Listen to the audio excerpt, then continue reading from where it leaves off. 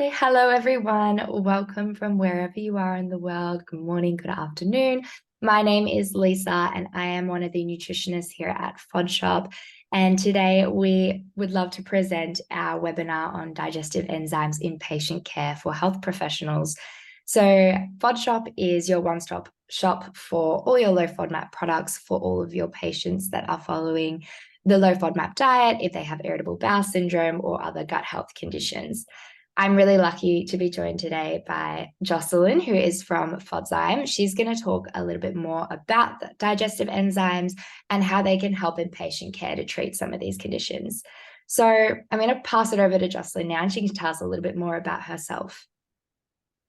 Hi, thank you so much, Lisa, for the great introduction. It's a pleasure to be here and be able to share with you all about digestive enzymes and our product Fodzyme.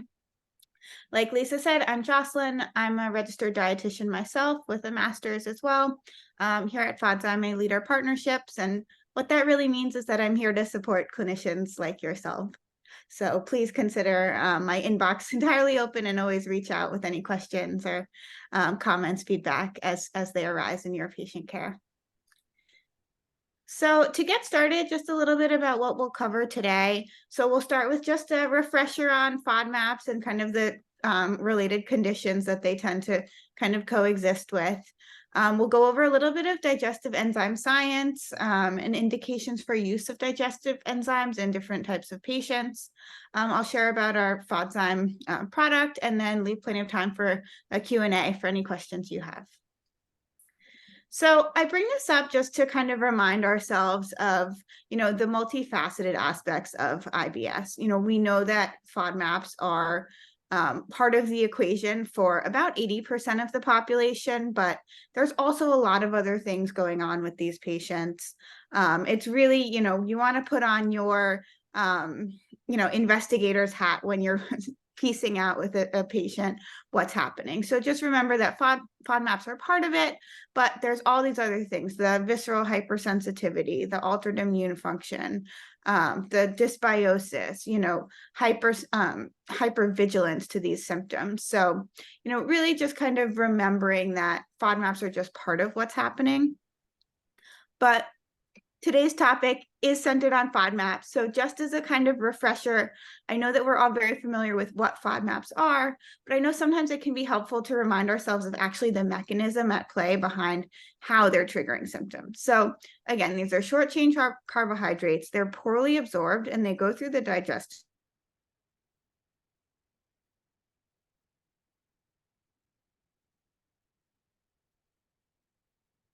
Sorry, Jocelyn. I think you're muted. Can't hear you. Ooh. Oh, you're back. Okay. We just missed the last few things you said. Should I go back to the previous slide or just start on this one? No. I think we got up to the short chain carbohydrate bit. Okay, great. Yeah. So again, these are short chain carbohydrates. They're passing through the digestive tract, where in the small intestine, they start having osmotic properties. And then when they reach the colon, they're getting fermented. They're, having more osmotic properties and bringing in more water. And that's really where they're triggering symptoms. So this is like 4 to 8 hours after a patient has had, FODMAP. So if they're telling you that they've eaten a food and 30 minutes later they're running to the bathroom, that's your clue. It's maybe not a FODMAP related symptom that's going on. So just kind of framing our thoughts from that perspective, I find, can often be helpful in really tailoring interventions based on what's happening for the patient. But when we do start talking about, okay, this patient is indicated for a low FODMAP diet, that's when really we go into this 3-step phased approach to identify the triggers and figure out tolerance thresholds. One thing that I really highlight when it comes to the low FODMAP diet is that it's not right for everyone. So if you don't have an IBS diet, that's actually contraindicated, along with other kind of concurring potential conditions that's happening for a patient. So anyone with a history of disordered eating or a current eating disorder would be contraindicated for the low FODMAP diet.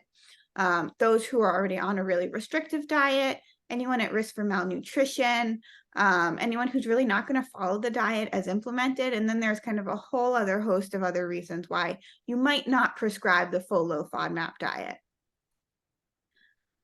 So, beyond those with IBS, there's also a lot of emerging research on the role of FODMAPs in potentially other conditions. So other inflammatory GI conditions, SIBO, likely due to the really high overlap between IBS and SIBO itself, PCOS, a lot of colitis types seem to see this kind of FODMAP intolerance overlap as well, gastric surgeries, endometriosis, and then this kind of broad spectrum of kind of subclinical intolerances as well to FODMAPs. And so I kind of leave a question mark on this slide just because, we don't know what this will look like tomorrow. This is kind of what it looks like today. And just there's so much more emerging research in this field. So, something to really keep our eyes on when it comes to FODMAPs and the trouble that they're causing for a variety of patients. But then when we start talking about, okay, someone's, it's time for the low FODMAP diet, the real challenge occurs, right? FODMAPs are everywhere. They're in the most common foods that we eat in our everyday diet. They're in all these delicious, nutritious foods that we really want to help patients gain the benefit of. And so that's when we start talking about, well, how can we liberalize your diet so that you can have some more FODMAPs without triggering all the symptoms that we know that they're causing for you. And so that leads us to our conversation on digestive enzymes. And so at a really high level, enzymes are just specialized proteins. The body produces truly thousands of them for various different roles in the body. Even among, enzymes, there's those that are targeting fats, those that are targeting proteins. And today our focus is those that are going to target carbohydrates. And so here on the left, just have some common carbohydrate sources, as well as the enzyme that would be targeting them. And what we'll focus on are these with the stars next to them, which are different types of FODMAPs and the enzymes that are targeting them. So to narrow in a little bit on what those kind of enzymes are that are targeting FODMAPs, one really helpful analogy that we find is often helpful when communicating with patients and customers on what is a digestive enzyme. Think of it as like a molecular scissor that's really specialized just to break down a specific type of FODMAP. And so what's interesting to know is that the body actually doesn't produce enzymes itself to break down FODMAPs apart from lactose. So, when it comes to GOS, when it comes to fructans, it's not that the body is deficient in an enzyme that it should be producing. It's not that using a digestive enzyme is going to stimulate another enzyme to be produced. It's really just that, the gut bacteria that would normally be breaking down these enzymes, these FODMAPs, are not actually, working in the way that we want them to be. So that's where the enzymes can come in. And really, a big question we often receive is, who's the best candidate for using a digestive enzyme? And at a high level, it's really anyone who's sensitive to these kinds of FODMAPs like fructans, GOS, and lactose, for which there are enzymes that you can target. They're particularly really helpful as a first-line intervention as well for those that we discussed before who would be contraindicated for the full low FODMAP diet itself. Again, those with a really restrictive diet already, disordered eating, who don't have access to low FODMAP foods, and are really at risk for malnutrition or any other kind of negative risks from implementing a low FODMAP diet. When it comes to starting to use them with patients, there's at a high level kind of two categories of approaches. So one, can be following the three-phased approach of the low FODMAP diet. You've been through all of that with the patient. You've, helped them through the personalization phase and identified their triggers, their tolerance thresholds. And now a digestive enzyme can help that patient liberalize their diet to add back in some of those FODMAP triggers that they've, identified in the reintroduction phase. What you don't want to do is use digestive enzymes in that second phase, because it's going to kind of muddy your data so that you don't get a full grasp of the tolerance thresholds and what those triggers are. From an alternative perspective, you can also use digestive enzymes a little bit more upfront in the care process. So for someone who you wouldn't want to put on a full low FODMAP diet, you could use digestive enzymes with a meal that you know contains fructans, GOS, lactose, other FODMAPs, and use the digestive enzyme with those and assess kind of symptom response then. And in this case, the digestive enzyme is acting a little bit more like a diagnostic tool to figure out if FODMAPs are contributing to symptoms, and then if the digestive enzyme that you're using is able to help with those symptoms. Beyond that, there's also, that category of patient that you say like garlic and onion to, and they're like, oh my God, I can't have that at all. That's also a really, good sign that the patient is FODMAP intolerant. Probably you don't need to do a full low FODMAP approach, and you can do something that's a little bit more gentle or kind of cherry picking to piece out what those FODMAP triggers are and then intervene accordingly. And so when we talk about how digestive enzymes can help our patients, there's really a lot of different angles to it. So, in general, they can reduce the overall FODMAP intake and allow for a lot more stacking of different FODMAPs. They're supporting digestion overall as a patient is eating the FODMAPs themselves. They're really allowing for a lot more flexibility and just a nutrient-rich, diverse diet, especially a plant-based one, because that's where a lot of these FODMAP carbohydrates are found. And really helping add back in more prebiotic-rich fiber, which we know plays a role in digestive regularity, preventing other, risk for GI conditions, a lot of inflammatory-related diseases. So that's a really important one. And then this last point is also one that we really often hear from, customers and patients, is that using a digestive enzyme allows them to have more confidence for reintroduction, adding back food fears. We always want patients to be re-challenging, understanding how their tolerances may have changed, creating the most liberal diet that they can possible. But unfortunately, for those who, have had so many years of digestive troubles, fears with FODMAPs, it can be really hard to get a patient to change their ways. So using a digestive enzyme can be that extra piece of kind of encouragement to reintroduce foods and learn that your body actually can handle them. So these are just some quotes that we've received at Fodzyme from our different customers for kind of the gratitude that they have for Fodzyme from that perspective. When it comes to kind of choosing the right digestive enzyme, there's definitely quite a few things to be thinking about. So the first is you want to look at what's in the formula. And the digestive enzymes in that formula should be targeting what you know is a trigger for the patient or what you think is a trigger. So, a lot of enzymes out there will have 10, even more enzymes in their formula, but they're not actually targeting things that are troublesome for the patient. And so they're just kind of padding in that enzyme, supplement with things that aren't necessary. And that means that you're getting less of what, could actually be helping the patient. So really look for the enzymes that are going to help with the actual triggers that you're trying to address. Another thing is looking for a powder form with your enzymes. And this is because you want the enzymes to actually come in contact with the food that they're meant to break up. So a capsule actually separates that, and that's less than ideal. Also look for, other things that might be in the supplement itself. So a lot of digestive enzymes out there will have either other kind of emulsifiers or gut triggers in them. Some even have other FODMAPs in themselves. So definitely look for a really clean label.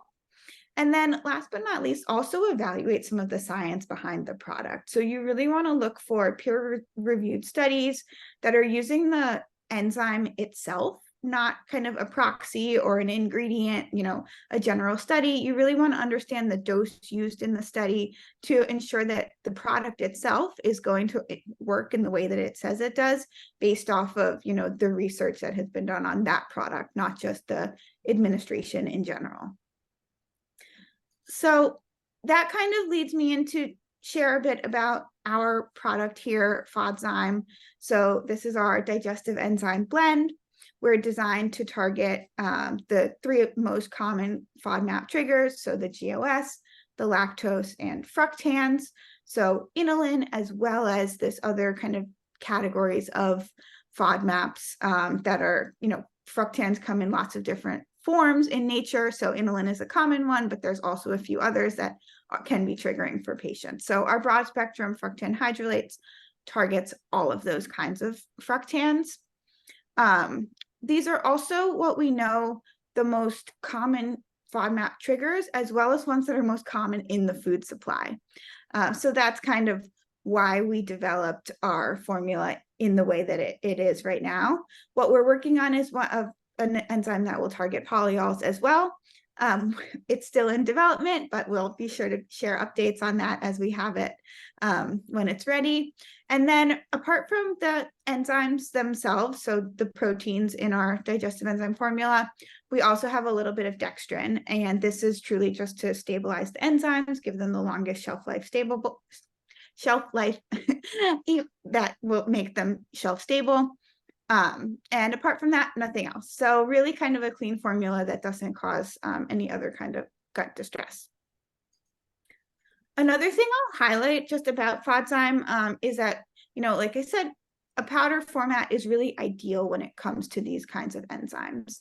And that's because, we want to support homogenization between the FODMAP containing food and the enzymes as much as possible, because for the enzymes to work, they need to come in contact with the food itself. So a capsule actually isolates the FODMAPs from the digestive enzyme that is meant to be broken down. It can delay the activation and even get digested themselves before the enzymes have had the ability to break down the FODMAPs. So by administering the powder, on the food or on your first bite, as we recommend, you're really supporting that homogenization and the enzymes being as effective as possible. We've also done research on our product. So we used a standard dose of Fodzyme with a 3-gram dose of inulin. And so, for context, 3 grams of inulin is about 6 cloves of garlic, so a pretty hefty dose of FODMAPs. And we did see that 90% of that fructan was degraded. We also assessed some of the liberated fructose, because when you're breaking down fructans, you're releasing glucose and fructose, and we saw that fructose was also absorbed, so it kind of checks the box to tell us that, you don't have to worry about fructose liberated from fructan breakdown as well. And then we also looked at short chain fatty acid production. And so this is kind of an important one when we talk about fructans and GOS in particular, which we know are prebiotic fibers. They feed the gut bacteria, and by feeding those gut bacteria, they produce these beneficial short chain fatty acids, which really support immunity, the digestive tract overall, help, patients stay regular. So the concern with a low FODMAP diet, one of many, is that you're depleting these gut bacteria of the prebiotics that they need to survive and thrive. And so by using something like a Fodzyme with the prebiotic rich foods, you're kind of giving patients the best of both worlds. So they can control some of their symptoms related to excess, gas production as a result of FODMAP intake, but also not fully depleting those bacteria either. So you're still getting some short chain fatty acid production, which is what we want to support patients with. A few other questions that I just like to address up front. One, we're regulated as a dietary supplement by the FDA. We also do our own third-party testing to ensure that there's no kind of heavy metals or other contaminants in our formula. We're also kind of generally regarded as safe by the FDA, which means, we're a safe kind of food product is how they view us in those eyes. And while we haven't been, tested in children for use during pregnancy or breastfeeding, the general understanding is that we are safe for those populations. There's nothing to indicate otherwise, though we don't outwardly recommend use in those populations. In terms of contraindications, there's really very little to suggest that there's contraindications under in any kind of specific population. One thing that once in a while comes up is galactosemia, which is a truly highly rare genetic condition. And I would really be surprised if any of you even see this in your practice over the lifetime, but that's one thing to just put in the back of your mind. And then apart from that, like I said, the formula is really clean. So there's a pretty low allergen risk. That dextrin I mentioned is maize derived. So if anyone has a corn allergy, that's certainly something to think about. I also like to share this just to, get our kind of culinary inspiration and our palates going, thinking about, what are the meals that are best positioned for Fodzyme? So where can patients get the most value out of using Fodzyme? And what all of these meals have in common is that they have multiple types of FODMAPs that Fodzyme targets. So we're really looking for the fructans, GOS, and lactose in all these different kinds of dishes. We also have many other resources on our website that I encourage you to, look at and download if you'd like to be able to suggest other meals to try Fodzyme with. It's certainly, you want to help patients really see the value we provide in opening up dietary diversity and helping them get the most out of Fodzyme.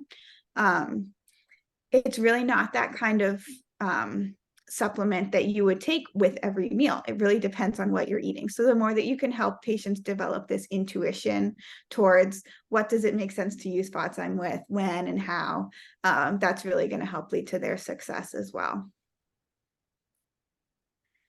And then I generally just kind of like to conclude with a message like this, for things like IBS and other functional GI disorders, there is no cure. What we're working with patients on is symptom management. And so I hope, all of these things are part of your toolbox as you're guiding patients towards kind of a lifestyle and dietary plan that is going to help them get the most symptom relief. I certainly hope that this has been helpful for you to understand how digestive enzymes can be part of that equation. But they're never the, end all and be all solution. It's really always having, a large and robust toolkit to be able to provide patients with the most support possible. And with that, I'll turn it over to any questions we might have. Thank you so much, Jocelyn. That was a great presentation. I definitely learned a lot myself, so I'm hoping our viewers have as well. I actually have a question myself. I was wondering, can you tell me a little bit more about fructose malabsorption, and does Fodzyme help that in any way, and why, if it doesn't, why not? Sure. Yeah, that's a wonderful question. We do often hear that from both patients and providers.